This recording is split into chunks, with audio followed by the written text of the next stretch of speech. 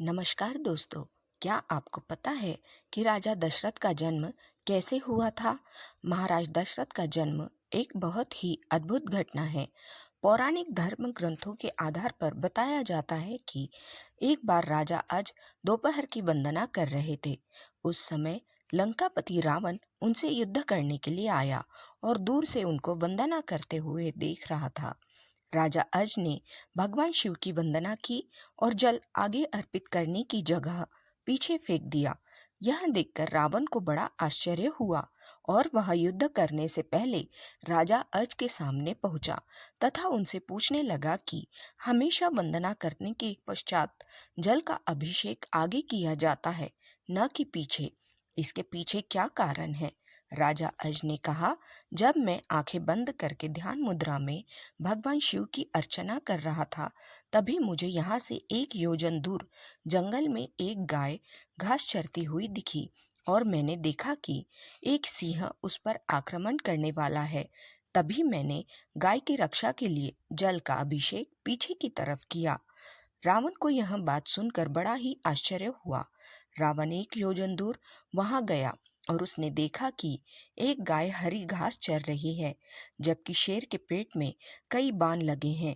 अब रावण को विश्वास हो गया, जिस महापुरुष के जल से ही बाण बन जाते हैं और बिना किसी लक्ष्य साधन के लक्ष्य भेदन हो जाता है, ऐसे वीर पुरुष को जीतना बड़ा ही असंभव है और वह उनसे बिना युद्ध किए ही लंका लौट जाता है।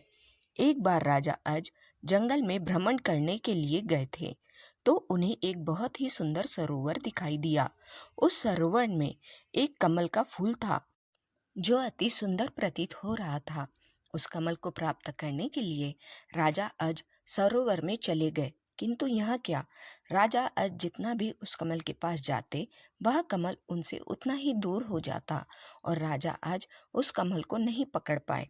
अंततः आकाशवाणी हुई कि हे राजन, आप निसंतान हैं, आप इस कमल के योग्य नहीं हैं। इस भविष्यवाणी ने राजा अज के हृदय में एक भयंकर घात किया था। राजा अज अपने महल में लौट आए और चिंताग्रस्त रहने लगे, क्योंकि उन्हें संतान नहीं थी, जबकि वह भगवान शिव के परम भक्त थे।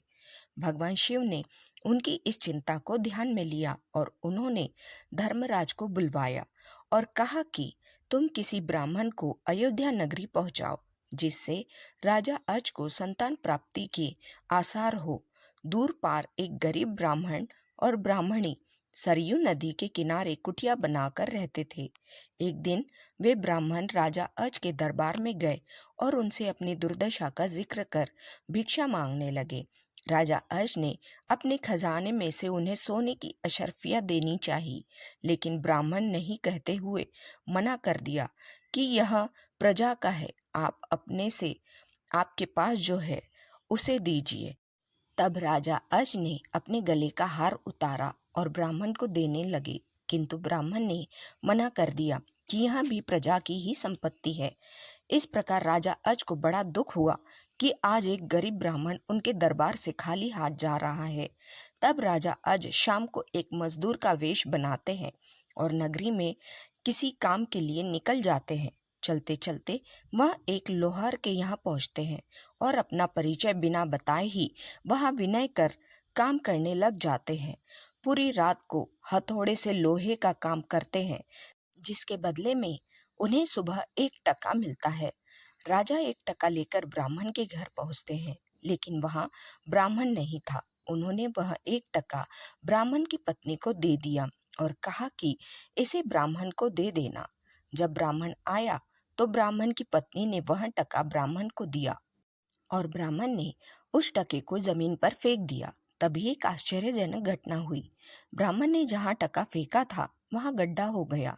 ब्राह्मण ने उस गड्ढे को और खोदा तो उसमें से सोने का एक रथ निकला तथा आसमान में चला गया। इसके पश्चात ब्राह्मण ने और खोदा तो दूसरा सोने का रथ निकला और आसमान की तरफ चला गया।